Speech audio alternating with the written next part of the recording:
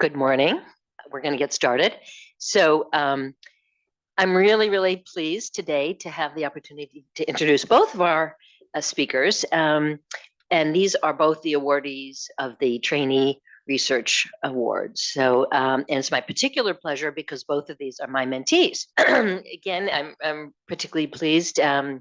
Xiaqing Jiang is a senior postdoctoral fellow with us, and she's going to share her also very productive journey in the past few years. Xiaqing came to us from University of Michigan, where she received her PhD in epidemiology as well. And her dissertation was funded by the American Heart Association, looking at multimorbidity and stroke outcomes. She joined us and she really wanted to apply some of this angle about multimorbidity, cardiovascular disease, and focus more on cognitive outcomes and dementia. So she has been working very hard at that. She has 16 publications, including 9 as first author. And she was the recipient of an Alzheimer's Association Fellowship Award. And last fall, she received an NIH K99. So we're very proud of her and excited to hear her share her work on vascular brain health and cognitive aging. So we'll do the same thing, talk for 20, 25 minutes, and then some questions. Okay, so thank you so much, Christine, for the nice introduction. It's my pleasure to be here. I would like to thank the department for the Trainee Research Award, which is a great honor, and as a senior postdoc in the department. So today I'm gonna talk about my research focusing on cardiovascular health, multimorbidity in relation to cognitive aging and brain health.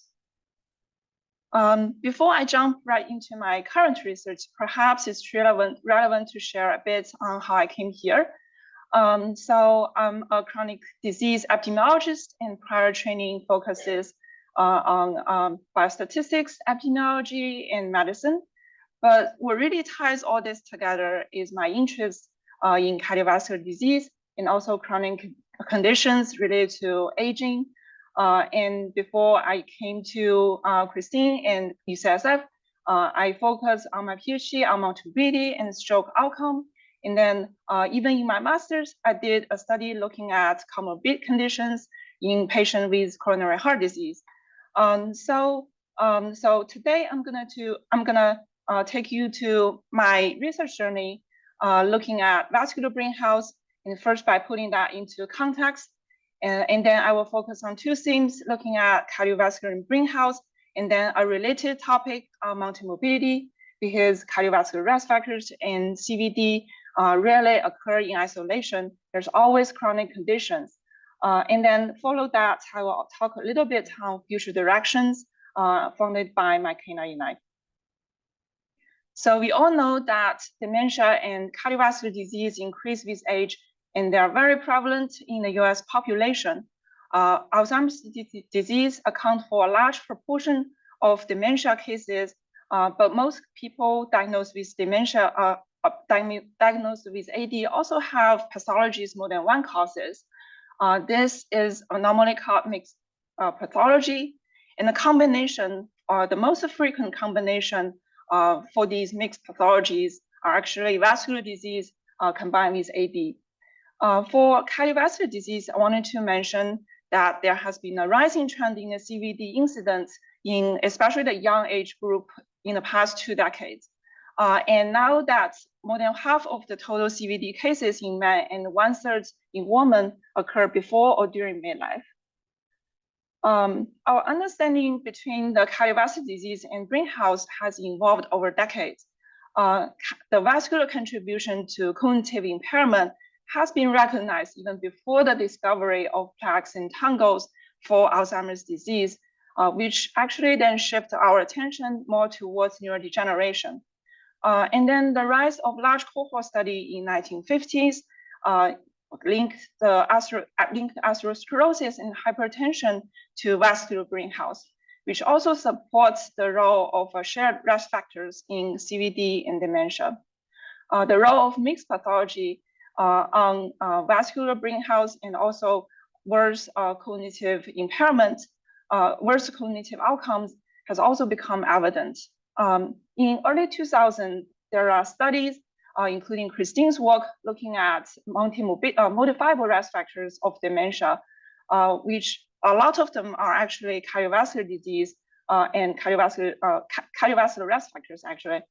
But it was not until the last 15 years that the heart and brain connection has become attracting attention here. So for the heart-brain axis, describes really the connection between cardiovascular disease, subclinical cardiovascular disease, and cardiovascular risk factors connecting to cognitive aging and brain health. So in this framework, heart disease in mid and late life may contribute to brain lesions such as stroke and cerebral small vessel disease through pathophysiologies, including hyperperfusion, hypoxia, and emboli. It could also contribute through the underlying atherosclerosis and arterial sclerosis, and then which is related to systematic inflammation, oxidative stress, and then contributing to destruction of blood-brain barriers and also neurodegeneration processes. However, the precise mechanisms behind this is still unclear. And since this being proposed, there has been an increasing interest in knowing how this related to AD specific pathology. On the other hand, the question remains about the timing for the CVD to influence cognitive impairment and cognitive aging, especially regarding cognitive aging during midlife. This is important to know because we know that dementia has a long, the development of dementia actually takes a long time. And then there's a long preclinical phase, which is up to 20 years before the onset of any symptom.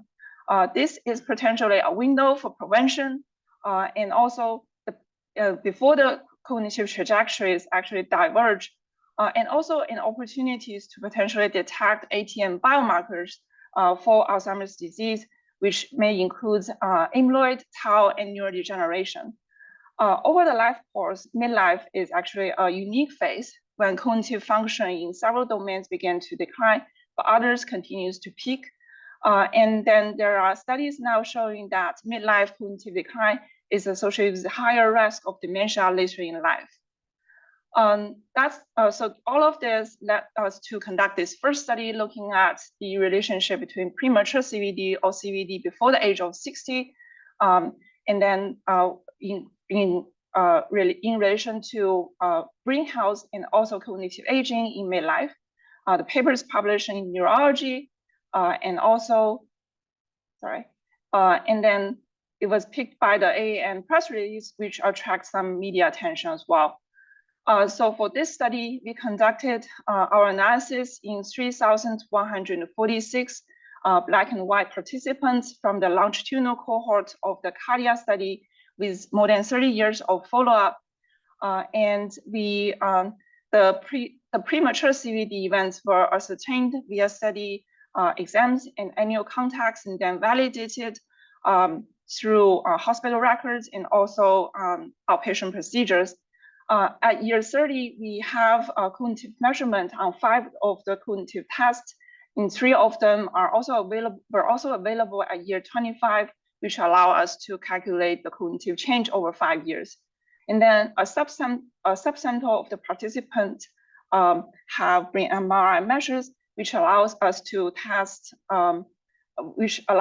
assess the white matter hyperintensity and also white matter integrity using DTI, FA, and MD measures. The plot on the left shows the differences in cognitive performance between participants with and without premature CVD. And we found that participants with premature CVD have significantly lower cognitive performance compared to those without premature CVD. And then even after multivariable adjustment. The plot on the right shows the participants that participants with premature CVD have significantly greater change over 5 years on their cognitive performance compared to those without premature CVD. We additionally define accelerated cognitive decline using a decline larger than 1.5 standard deviation from the mean change on a composite score. And then we found that premature CVD is significantly associated with higher odds of experiencing accelerated cognitive decline. It's worth mentioning that even after adjusting for cardiovascular risk factors and excluding people with stroke events, these results remained. So it shows that all of these associations were not entirely driven by cardiovascular risk factors or stroke cases. And in our subsample with brain MRI measures, we found that premature CVD was associated with higher white matter hyperintensity and then higher MD on DTI, which indicates worse white matter integrity. This complements our primary result associating premature CVD to processing speed and executive function, further supporting the role of vascular pathology in cognitive aging during midlife. Beyond CVD, cardiovascular risk factors also can contribute to cognitive aging through other vascular pathways, and which may coexist with AD pathologies. But it was not very clear that whether vascular risk factors may directly associate with AD-specific pathologies or neurodegeneration. And previous studies have shown inconsistent results on the association between cardiovascular risk factors and AD biomarkers, including amyloid and tau. And our understanding on the possible synergistic interactions between cardiovascular risk factors and AD pathology was very limited. But recently, I think measuring AD pathology in the plasma has become more reliable with the new assays, and this is helpful because it's more accessible than PET scans and less invasive than using CSF. So it's helpful to our cohort and then these large cohort because they are more accessible and for our research. So using plasma biomarkers here, I'm using plasma biomarkers to look at the next study looking at cardiovascular risk factors and blood biomarkers, and also the synergistic interactions between those in association with cognition. And I conducted the study using the community-based cohort from the Health and Aging Brain Study, Health Disparities, and cardiovascular risk factor burden was measured using a Framingham risk score, which is a sex-specific algorithm incorporating age, cholesterol, hypertension, blood pressure, diabetes, and smoking, and higher scores indicate higher CVD risk. And then we categorize participants into 3 groups: low, intermediate, high, indicating different levels of CVD, 10-year CVD risk. Plasma biomarkers, including beta amyloid, total tau, and neurofilament light were assayed using ultrasensitive Simoa technique. We also assessed the cognition using a composite cognitive score, averaging all cognitive tests from HAPS HD. So we did a cross-sectional analysis among 1,521 Hispanic and non-Hispanic white participants without dementia. And then in the results, we found that high FRS is associated with higher level of total tau and neurofilament light, which indicates in a link between FRS and neurodegeneration. So we also found a significant interaction between FRS and ethnicity in the association with NFL. Specifically, FRS was associated with higher NFL only among Hispanics, but not among non-Hispanic whites, indicating that there might be ethnic specific mechanisms. And then in the looking at the interactions, we found that there's significant synergistic interaction of hypertension with total tau and NFL in the association with cognition. This suggests that total tau and NFL were only associated with worse cognition among those who had hypertension. As we discussed the aggregate burden of cardiovascular risk factors, it's important to note that many of these factors occur in cluster. So in fact, there's a modern perspective suggesting that certain cardiometabolic syndromes often cluster, and the combined effect may exceed the additive effect of individual conditions. So one example of this is the CKM, which is cardiovascular kidney metabolic syndrome, which refers to the systematic interplay among metabolic risk factors, chronic kidney disease, and cardiovascular disease. And then the pathophysiology of CKM often originates from excessive adipose tissue, which can secrete pre-inflammatory and oxidative factors that promote the systematic inflammation and oxidative stress in multiple systems, including cardiovascular and renal system. These processes may also contribute to insulin resistance, vascular dysfunction, also metabolic syndrome. These processes may directly and indirectly contribute to CVD and renal disease. So recently, American Heart Association introduced this new framework defining CKM in 5 stages. This framework ranges from stage 0 with no risk factors to stage 4 with clinical CVD and CKD. And then it models the progression from excessive dysfunctional adipose tissue to metabolic risk factors in CKD, and also subclinical and clinical CVD in CKD. Therefore, in this third study, we examined the association between CKM and dementia incidence over 15 years among Black and white participants. We used the population-based cohort from the Health ABC study, which includes 2,641 Black and white participants in their 70s. And they did not have cognitive impairment at baseline. And the CKM stage was defined based on the AHA definition. Incident dementia over 15 years of follow-up was determined using hospitalization, dementia medication, and also cognitive change, cognitive decline based on global cognitive measurement. At baseline, we saw that CKM is highly prevalent among this population, and we saw that about 67% of the participants have advanced CKM stages 3 and 4. And in a Cox proportional hazard model, we found that participants with advanced CKM stage has significantly a higher risk of incident dementia over 15 years. And it is important to mention that the relationship did not change even after adjusting for cardiovascular disease, CKD, and also metabolic risk factors, which indicate that the combined effect may be additive than the individual conditions.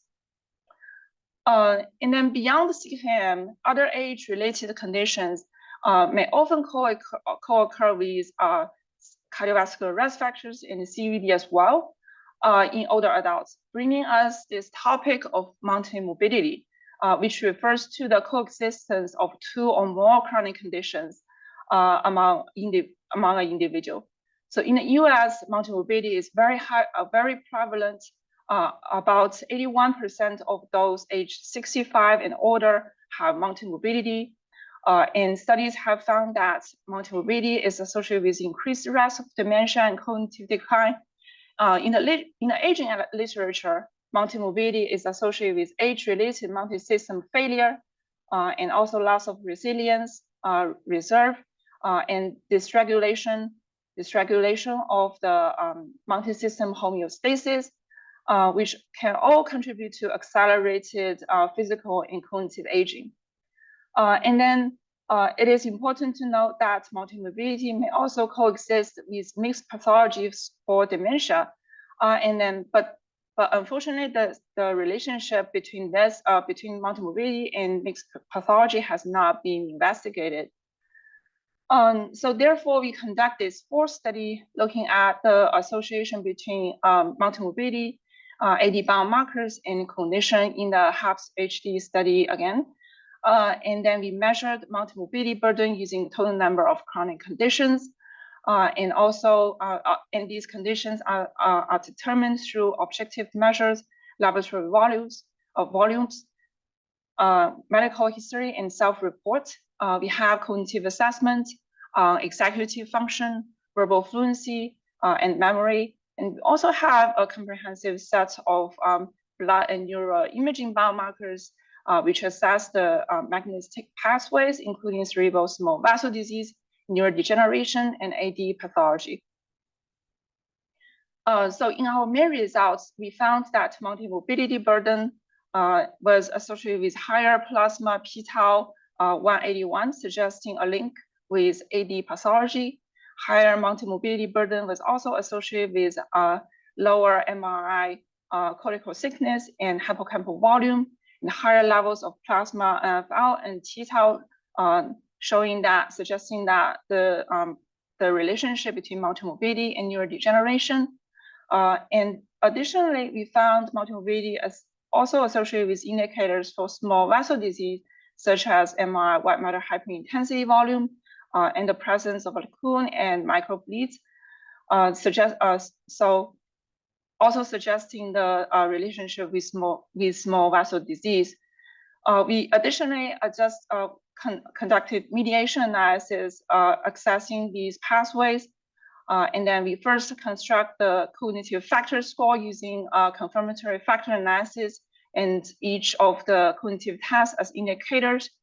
And then we used plasma and neuroimaging biomarkers for indicators of these mechanistic pathways. And then we found that multimorbidity burden is associated with each of these pathways, including small vessel disease, neurodegeneration, and AD pathology, which each of these pathways also associated with worse cognition. However, after we control for these pathways simultaneously, we found that the association between multimorbidity and cognition was attenuated, suggesting that these pathways mediate the relationship between multimorbidity and worse cognition. So in summary, I presented 4 studies today looking at relationship between vascular health, multimorbidity, and brain health from different perspectives. And these findings suggest that cardiovascular health may begin to influence cognitive aging and brain health in midlife. And cardiovascular risk factors may link to neurodegeneration, but it can also contribute to worse cognition through synergistic interactions with pathways such as neurodegeneration. And then we look at co-occurrence of cardiovascular and other chronic conditions, which may influence cognitive outcome beyond the additive effect of each individual condition. And then a related topic on multimorbidity, we found that it may affect multiple mechanistic pathways in cognitive aging, and neurodegeneration and AD pathology may play a key role. Going forward, we still have limited understanding in midlife cognition, primarily because the lack of cognitive data in middle-aged adults. And then we just started to look at aggregate burden of cardiovascular and other risk factors, but this may be more complex than we looked at, and there might be patterns interactions between these factors, which may require a multimorbidity lens. In addition, the mechanistic pathways I discussed may also influence each other. So it's important to look at maybe a temporal relationship between these pathways. And in addition, we have some evidence showing that there might be race and ethnic specific mechanisms, but much more work needs to be done in diverse populations. I plan to pursue these goals with the research program supported by my K99, and the overall goal is to advance the understanding of how jointly these cardiovascular risk factors and other factors may influence midlife cognition and brain health in the diverse populations. I would like to thank my mentor, Dr. Christine Yaffe, for her support over my postdoc and my co-authors in my lab, and also the study participants, the department for sure, and my funding source listed here. Here are some references. And thank you for all your attention. And I'm happy to take any questions.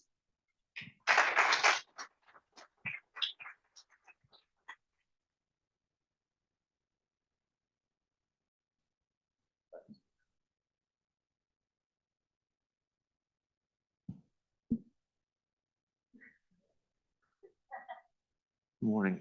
If anyone else has a question, because I had more. Oh, do we have another question over there? Because I kind of had a comment.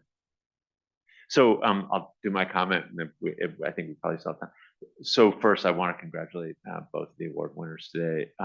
Amazing work, like incredibly rigorous, incredibly sophisticated, incredibly thoughtful. So congratulations. But I also want to just make a note and congratulate Dr. Yaffe.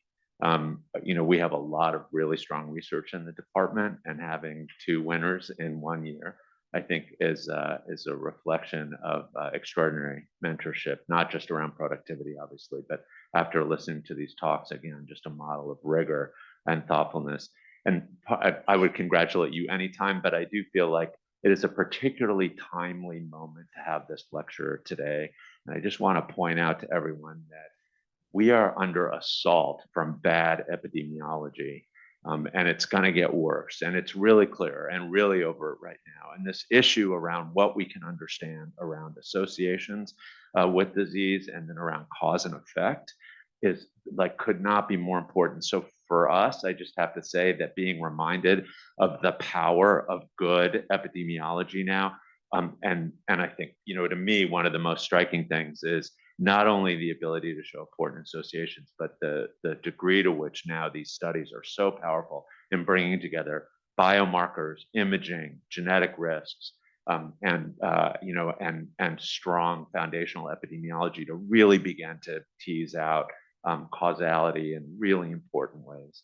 So, and by the way, sorry, this has turned into a speech, but I just want to say I often get the question like, why do, you know, from when I teach, why do we need, in psychiatry, why do we need to know anything about genetics? And I would just add that in that triad, it is incredibly important now, I think, to feel like you at least have enough understanding of things like Mendelian randomization or how to think about polygenic risk scores, even if you don't want to be a geneticist, at least to appreciate how critical the work that's being done is in being rigorous about how are we really thinking carefully about cause and effect.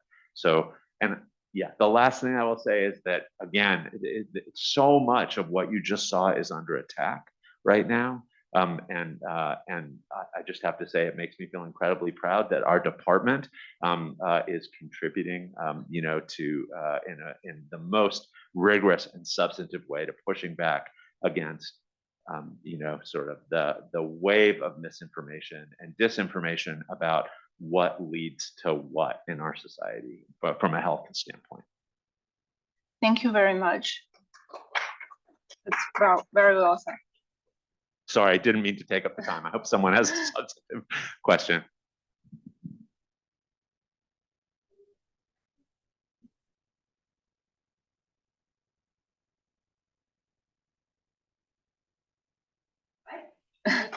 Thank you very much, everyone.